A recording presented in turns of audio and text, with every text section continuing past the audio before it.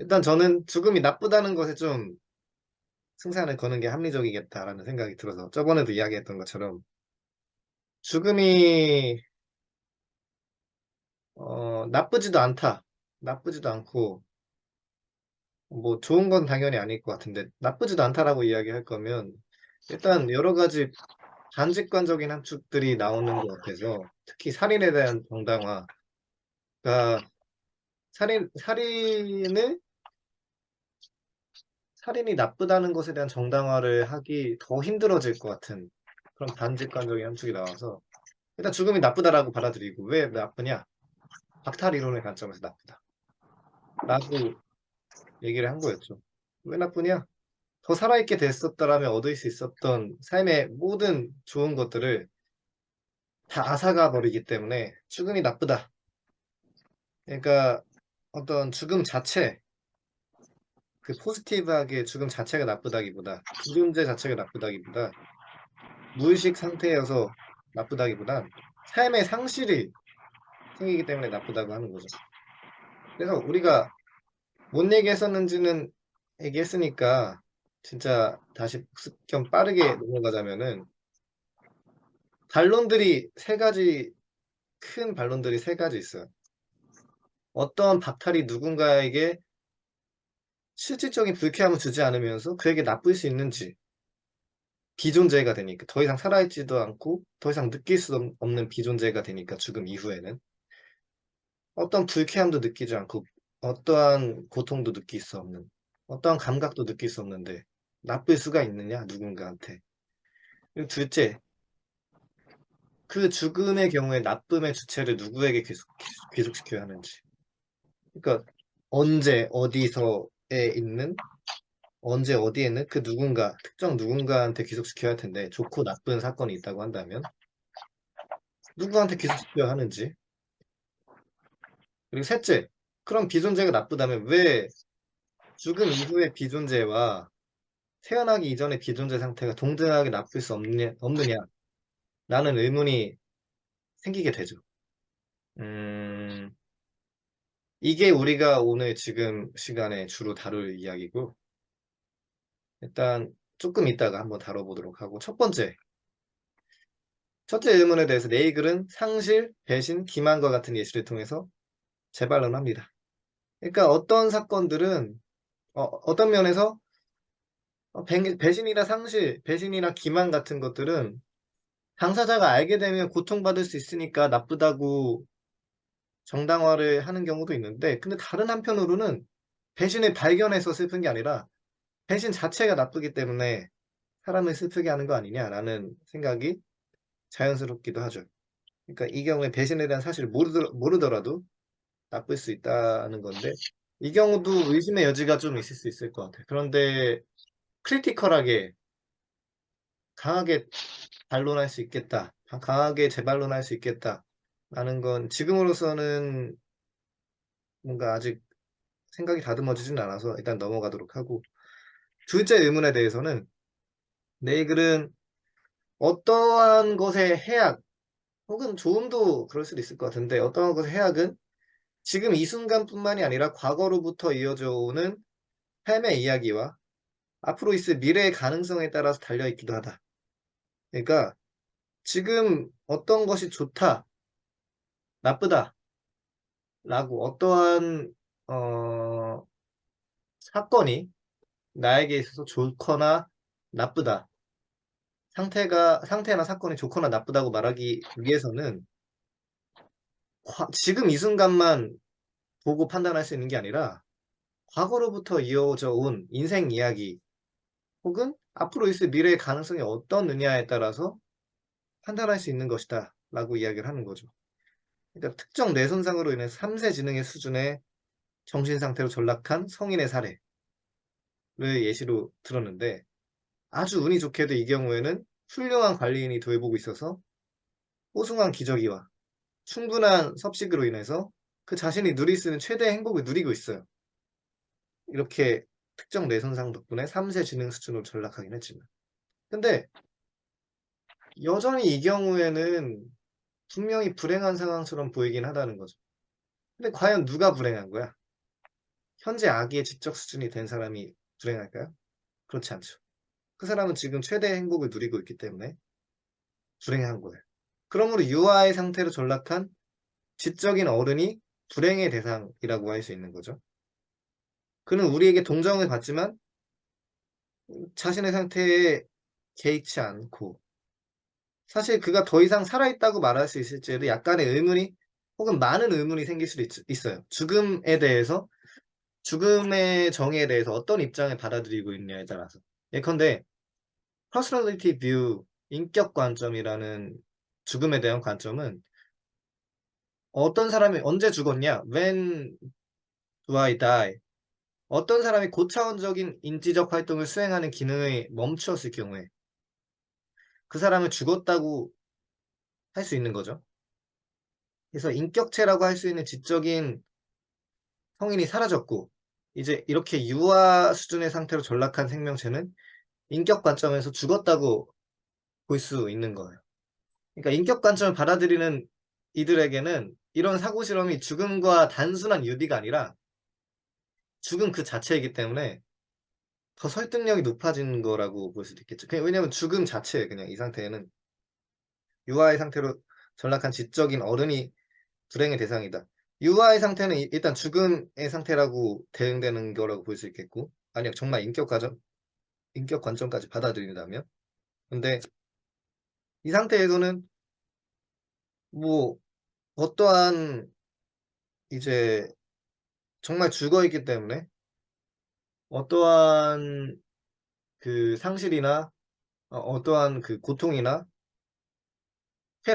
쾌락이 이 상태에 유아의 상태로 전락한 지적인 어른에게, 유아의 상태로 전락한 그 상태에 그 시점에는 적용이 되지 않고, 유아의 상태로 전락한 지적인 어른, 그 이전의 시점의 사람이 어 불행의 대상이라고 할 수 있겠죠. 예, 그래서 눈앞에 있는 거대한 아기에만 집중하는 대신에 그가 과거에 누구였고 지금 그가 어떤 사람이 될 수 있는지 생각한다면, 그러니까 이런 상태로 퇴보한 것과 자연스러웠던 성인 발달 과정이 사라진 건 완벽하게 이해 가능한 재앙이 될 수 있겠죠. 뭘 잃어버렸느냐. 그러니까 어느 시점, 딱 특정 시점만 딱 꼽아 가지고 불행하느냐, 행복하느냐, 쾌락이냐 고통이냐라고 판단하기보다는, 좋은 상태냐 나쁜 상태라고 판단하기보다는 어떤 인생 이야기를 겪어왔고 그리고 앞으로 어떤 미래의 가능성이 있을 수 있었는지를 판단하느냐에 따라서 어 이해 가능한 재앙이 되는지 이해 불가능한 재앙이 되는지 한번 판단해 볼 수 있겠다는 거죠. 셋째 의문, 이게 가장 오늘 이야기하고자 하는 거였는데, 셋째 의문에 대해서는 죽음 이후의 시간과 태어남 이전의 시간이 서로 비대칭적이다라는 점을 지적함으로써 재반론하려고 합니다. 그러니까 이건 루크레티우스의 반론인데, 루크레티우스는 에피쿠로스하고 비슷하게 죽음은 좋지도 나쁘지도 않다라는 이야기를 했던 사람이에요. 이게 뭐냐면 죽음 이후의 시간에도 우리는 비존재가 되는데 슬퍼하죠. 죽음 이후에 비존재가 되는 거에 대해서. 근데 태어남 이전의 시간에 비존재가 되는 거에 대해서, 비존재로 있었던 거에 대해서는 둘 다 비존재인데 왜 안 슬퍼하냐 이거야. 그러니까 규류법적으로 그러면 태어남 이전의 시간도 비존재인데 여기에 대해서 안 슬퍼하는 거 보니까 죽음 이후의 비존재에 대해서도 별로 슬퍼할 필요 없다. 대칭적이다라는 전제가 있는 거죠. 여기서는 죽음 이후의 시간과 태어남 이전의 시간이 서로 대칭적이라는 전제가 있는 건데, 네이글은 여기에 대해서 서로 비대칭적이다라는 점을 지적함으로써 재반론하려고 합니다. 그래서 네이글에 따르면 실제로 사람이 죽은 시점보다 조금 더 오래 살 수 있는 가능성은 그럴듯해 보여요. 실제로 상상 가능해 보이고 현실적으로도 저 트럭만 좀 피했으면, 조금 더 잘 먹었으면, 조금 더 잘 운동하고 다녔으면 좋은 생활을 했더라면 더 오래 살 수 있을 가능성, 상상 가능성뿐만 아니라 현실적으로도 가능성이 있어 보이는데, 반면에 우리는 태어남 이전의 시간에 사람이 조금 더 일찍 태어났더라면 그가 살아 있었을 시간이라고 말할 수 없어 보이죠. 조산의 경우를 제외하고는 그는 더 일찍 태어날 수도 없었을 것이기 때문에. 그래서 그보다 더 아득히 먼저 태어난 사람은 다른 사람이라고 일컬을 수밖에 없어요. 즉 태어남 이전의 시간은 사람이 늦게 태어나면서 살지 못했던 박탈을 겪은 시간이 될 수 없다라는 거죠. 그러니까 결국 사람이 조금 더 일찍 태어나지 못했기 때문에 박탈된 손실 따위는 존재하지 않습니다. 이와 같이 태어남 이전의 비존재는 죽음 이후의 비존재에 비해서 시간적으로 비대칭적이기 때문에, 왜냐하면 죽음 이후의 비존재하고 태어남 이전의 비존재는 다르다. 대칭적이지 않다. 루크레티우스는 일종의 유비 논증과 기류 논증을 동시에 쓴 거였죠. 죽음 이후의 비존재하고 죽음 이전의 비존재하고 비슷해 보인다 혹은 같아 보인다. 그게 그거잖아 라고 이야기하는 게 유비 논증이라면, 그래서 어 죽음 이전의 비존재도 죽음 이후의 비존재도 슬퍼할 건 없다라고 이렇게 유비 추론을 한 거였다면, 네이글은 야 그게 그거랑 같냐? 라는 게 유비 추론에 대해서 비판할 수 있는 대표적인 방법 중 하나죠. 유비 추론하고 유비 추론에 대한 비판은 일상에서 진짜 많이 쓰는 방식이죠. 정치인들 아니면 어떤 실제로 학술적인 토론뿐만 아니라 그냥 일상에서도 되게 많이 써요. 아까 말했던 것처럼 야 이거랑 이거랑 되게 같네? 이거랑 그게 그거 아니냐? 라면서 공통점, 아주 핵심적인 공통점을 찾아서 뽑아내서 둘이 공통점이 되게 많아 보이니까 다른 어 다른 지점에 대해서도 비슷하리라고, 비슷한 핵심적인 부분이 더 있으리라고 추론을 하는 게 유비 추론이라면, 유비 추론에 대한 비판은 그게 그거랑 같냐고 말이 되는 소리를 해라라는 식으로 이야기를 하는 게 유비 추론에 대한 비판이죠. 뭐 이거는 진짜 많이 쓰는 거라서.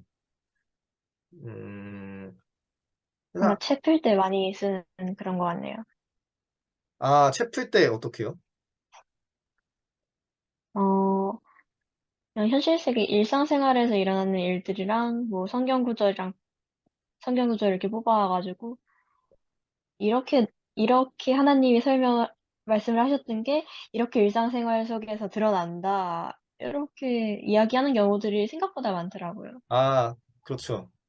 그러면 거기에 대한 비판은, 그거랑 그거랑 같냐? 그렇죠. 그러니까 이 셋째 의문도 어느 정도 유비적인 추론이 있는 유비적인 방식으로 추론을 이끌어낸 건데, 죽음 이전의 비존재 시간하고 죽음 이후의 비존재 시간하고 같은 거 아니냐? 그게 그거 아니냐? 그러니까 죽음 이전의 시간에 대해서는 안 슬퍼하는데 죽음 이후 안 슬퍼한다. 그러니까 죽음 이후의 시간에 대해서 슬퍼하는 게 이상해 보이지 않냐?